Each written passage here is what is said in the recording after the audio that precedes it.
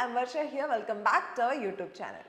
ഖത്തറിലേക്ക് ജോബ് പർപ്പസിനായി പോകാൻ ആഗ്രഹിക്കുന്ന nurses, allied health, dentist, doctors, specialist, paramedical തുടങ്ങിയവർക്ക് വേണ്ടിയുള്ളതാണ് ഇന്നത്തെ വീഡിയോ.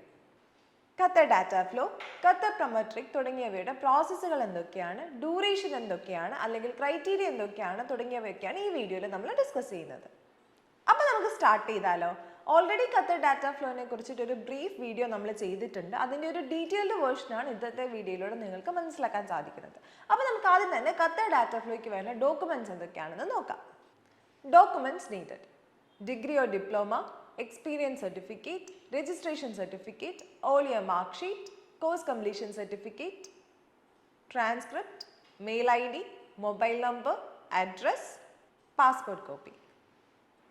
ഓരോ കാറ്റഗറിയിലുള്ള പ്രൊഫഷണൽ ബേസിലും ഡോക്യുമെന്റ്സിൽ ചെറിയ ചെറിയ മാറ്റങ്ങൾ വരാൻ സാധ്യതയുണ്ട്. അപ്പോൾ ഇത്രയും ഡോക്യുമെന്റ്സ് ഉണ്ടെന്നുണ്ടെങ്കിൽ നിങ്ങൾക്ക് ഡാറ്റ ഫ്ലോയ്ക്ക് വേണ്ടിയിട്ട് അപ്ലൈ ചെയ്യാൻ സാധിക്കും. ക്ലിയർ സ്കാൻഡ് കോപ്പീസ് ആയിട്ടാണ് ഇത്രയും ഡോക്യുമെന്റ്സ് നിങ്ങൾ നമുക്ക് ഷെയർ ചെയ്ത് തരേണ്ടത്. ഞങ്ങൾ പറയുന്ന കൺസേൺ മെയിൽ IDയിലേക്ക് നിങ്ങളിത് അയച്ചു തരേണ്ടതാണ്. ഇനി മെയിനായിട്ട് പറയാനുള്ളത് എക്സ്പീരിയൻസ് ക്രൈറ്റീരിയ ആണ്. നിങ്ങളൊരു ഡിപ്ലോമ ഹോൾഡർ ആണെന്നുണ്ടെങ്കിൽ നിങ്ങൾക്ക് മിനിമം 3 വർഷത്തെ എക്സ്പീരിയൻസ് എങ്കിലും ഉണ്ടായിരിക്കണം. നിങ്ങളൊരു ഡിഗ്രി ഹോൾഡർ ആണെന്നുണ്ടെങ്കിൽ 2 വർഷത്തെ experience മതിയാവുന്നതാണ്.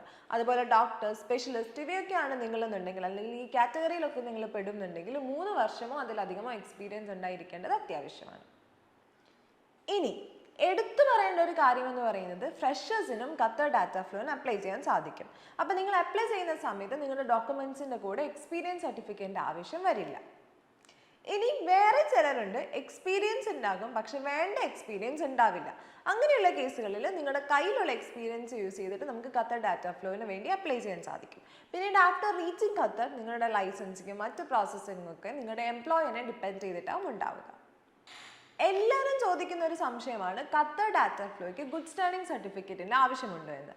Qatar data ഫ്ലോയ്ക്ക് good standing സർട്ടിഫിക്കറ്റിൻ്റെ ആവശ്യമില്ല.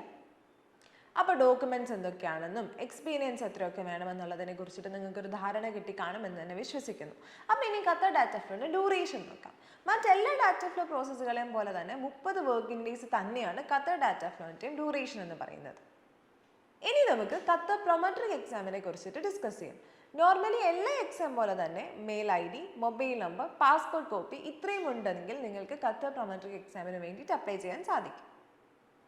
ഈ ഡോക്യുമെന്റ്സിനോടൊപ്പം തന്നെ നിങ്ങളുടെ പ്രിഫേർഡ് എക്സാം സെന്ററും പ്രിഫേർഡ് ഡേറ്റ് റേഞ്ചും പറയുകയാണെന്നുണ്ടെങ്കിൽ നമുക്ക് അതുകൂടി ഫൈൻഡ് ഔട്ട് ചെയ്യാൻ സാധിക്കും. മാസ്റ്റേഴ്സ് ക്വാളിഫിക്കേഷൻ ഉള്ളവർക്ക് ഖത്തർ പ്രൊമട്രിക് എക്സാം എഴുതേണ്ട ആവശ്യമില്ല. അവർക്ക് ഡാറ്റ ഫ്ലോ മാത്രം ചെയ്താൽ മതിയാകും. അപ്പോൾ ഇതൊക്കെയാണ് ഖത്തർ ഡാറ്റ ഫ്ലോനെ കുറിച്ചിട്ടും ഖത്തർ പ്രൊമട്രിക് എക്സാമിനെ കുറിച്ചിട്ടും പറയാനുള്ളത്. നിങ്ങൾക്ക് എമൗണ്ട് സൈഡിനെ കുറിച്ചിട്ട് അറിയണമെന്നുണ്ടെങ്കിൽ നമ്മുടെ കസ്റ്റമർ കെയർ നമ്പറിലേക്ക് കോൺടാക്ട് ചെയ്യുക. ഇതുപോലെ ഇൻഫോർമേറ്റീവ് വീഡിയോസിനായിട്ട് നമ്മുടെ യൂട്യൂബ് ചാനൽ മറക്കാതെ സബ്സ്ക്രൈബ് ചെയ്യുക. നമ്മുടെ വീഡിയോ ലൈക്ക് ചെയ്യാനും ഷെയർ ചെയ്യാനും ചാനൽ സബ്സ്ക്രൈബ് ചെയ്യാനും മറക്കണ്ട. മറ്റൊരു ഇൻഫോർമേറ്റീവ് വീഡിയോ ആയിട്ട് വീണ്ടും കാണാം. Thank you for watching.